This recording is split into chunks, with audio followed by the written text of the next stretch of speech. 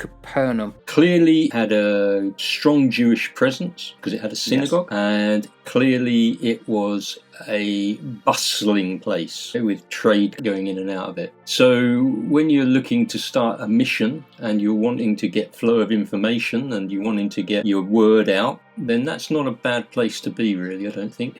We then come to Sabbath day. This is significant. It's the seventh day. We're used to 7-day, 4-week months. It's lunar. God rested on the seventh day, so that's the Sabbath, but it's not our Christian Sunday. This is the first star that you see on a Friday evening, coming throughout the Saturday until, again, you see the stars, and then that's the end of Sabbath. But it's also linked very closely, intimately with deliverance. It's the token of the alliance with God, God's day, a place and time where, according to a majority of thought, you could break the Sabbath very easily. It was quite strict on what you could and could not do. Oh gosh, yeah. But what you could do, you could get the minyan, the 10, who had to be in presence at the synagogue to allow then talking of the Torah. And of course, you would go as a man of a certain age to be taught. Correct. Yep, that's absolutely right. You couldn't form a synagogue unless you had 10 people. There had to be a minyan. And as you say, synagogue was a Jewish place of prayer, place of worship.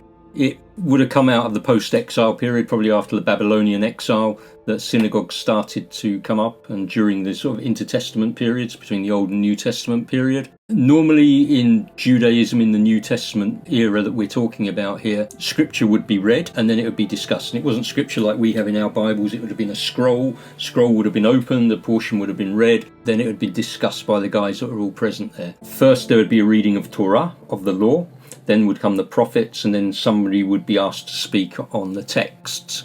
And it could be that if somebody was visiting your synagogue, you might ask them to speak. So, you turn up the synagogue, you're passing through, and the minyan, the leaders, the elders there would say, hey, look, we're going to read through the Torah, we're going to read through the writings and the prophets. Would you like to then bring us a word? That wasn't an unusual practice, but that's the sort of general way that it went. And so he goes into that synagogue and it says that he teaches, doesn't it? This is just something that I think every Christian should really understand. Jesus is going on the Sabbath to the synagogue because he's a Jew, because he's absolutely steeped in the Jewish culture. He is a first century Jew living in this heavy multicultural region influenced by pagan and polytheistic religions and traditions, but he, Jesus, has been raised according to Torah.